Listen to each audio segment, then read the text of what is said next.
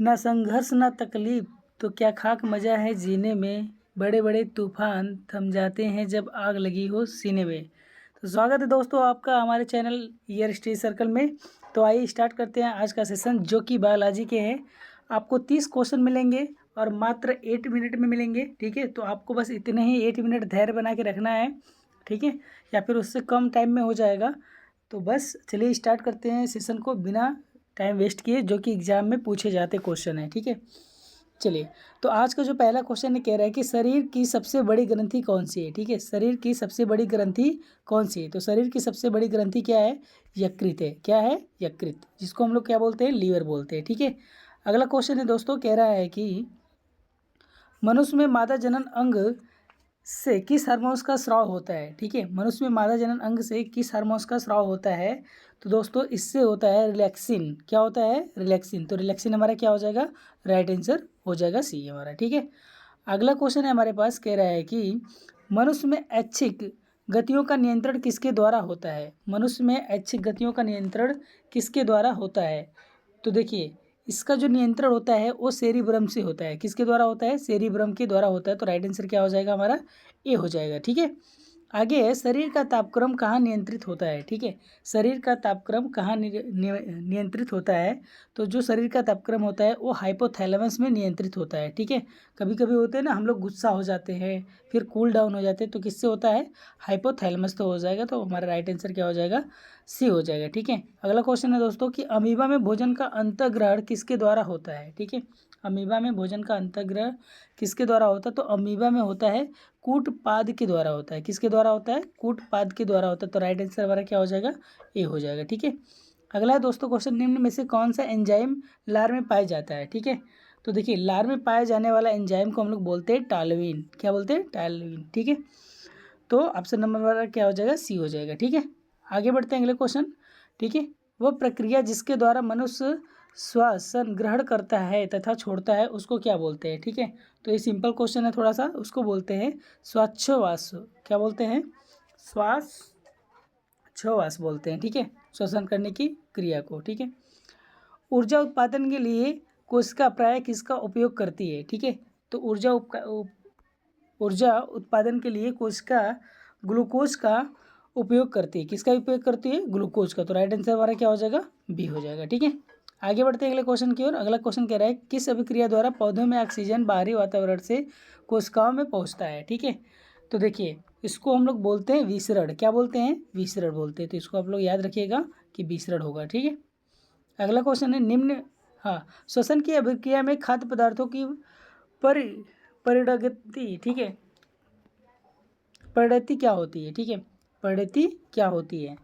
तो देखिए इसमें होता है इसका विघटन। क्या होता है, विघटन होता है। जो श्वसन की अभिक्रिया होती है उसमें क्या होता है, विघटन होता है। ठीक है, खाद्य पदार्थों को पौधों में स्थानांतरित का मुख्य रूप कौन सा है। ठीक है, तो क्या हो जाएगा इसमें मुख्य रूप, यदि हम लोग देखें खाद्य पदार्थों का तो क्या हो जाएगा, सुक्रोज हो जाएगा। क्या हो जाएगा, सुक्रोज हो जाएगा। ठीक है, एक स्वस्थ मनुष्य का रक्तचाप कितना होता है। तो एक स्वस्थ मनुष्य का जो रक्तचाप होता है वो कितना होता है, 120, और अपान में कितना, 120 से लेके 80 तक होता है। ठीक है, तो इतना हम लोग बोल सकते हैं। तो ऑप्शन हमारा क्या हो जाएगा, बी सही हो जाएगा। ठीक है, आगे बढ़ते हैं हम लोग। ठीक है, कि मनुष्य के मस्तिष्क की सबसे बाहरी झिल्ली कौन सी है। ठीक है, मनुष्य के मस्तिष्क की सबसे बाहरी झिल्ली को हम लोग बोलते हैं ड्यूरामीटर। क्वेश्चन बहुत बार पूछा गया है। ठीक है, तो इसको आप लोग ध्यान में रखिएगा, इसको ड्यूरामीटर बोलते हैं। ठीक है, क्या बोलते हैं, ड्यूरामीटर बोलते हैं।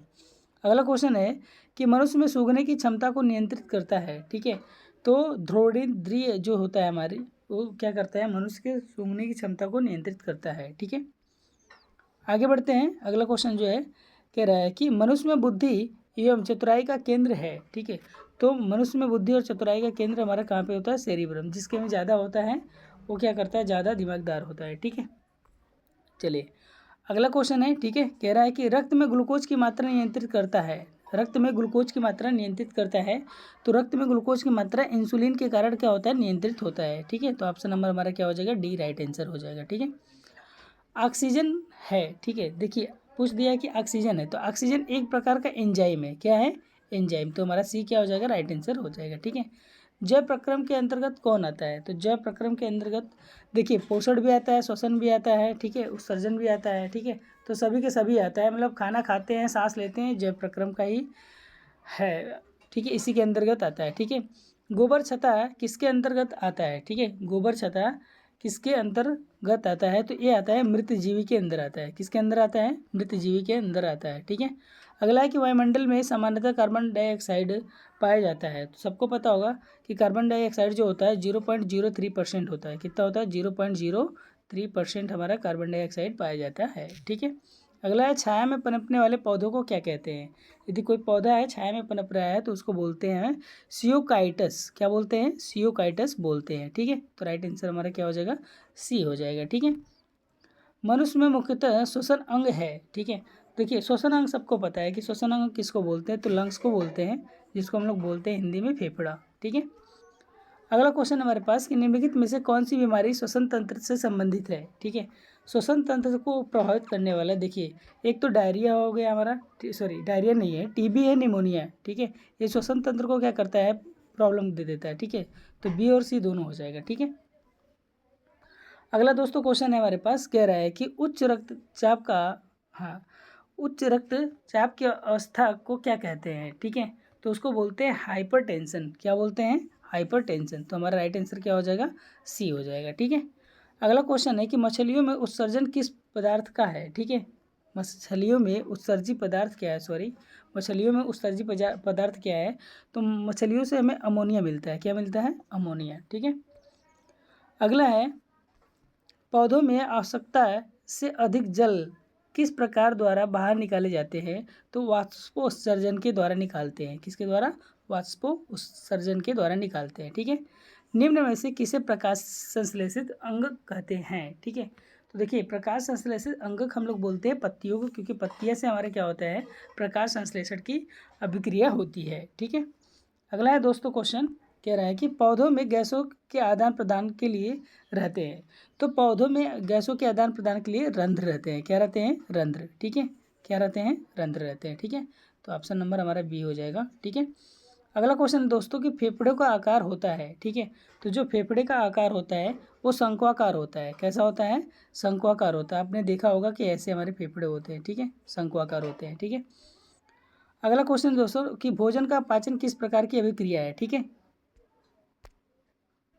हाँ, तो क्वेश्चन क्या कह रहा है कि भोजन का पाचन किस प्रकार की अभिक्रिया है? ठीक है, तो इसका राइट आंसर क्या हो जाएगा? आप लोग कमेंट करके बताइएगा, ठीक है। ये आपके लिए है, तो आप लोग कमेंट कीजिएगा और बताइएगा कि राइट आंसर इसका क्या हो जाएगा, ठीक है। ठीक है दोस्तों, तो ये था आज का सेशन 8 मिनट का। तो आप लोग पूरा वीडियो को देखिएगा, ठीक है। यदि देखे होंगे तो थैंक यू सो मच, ठीक है। मिलते हैं नेक्स्ट वीडियो में, तब तक के लिए जय हिंद, जय भारत।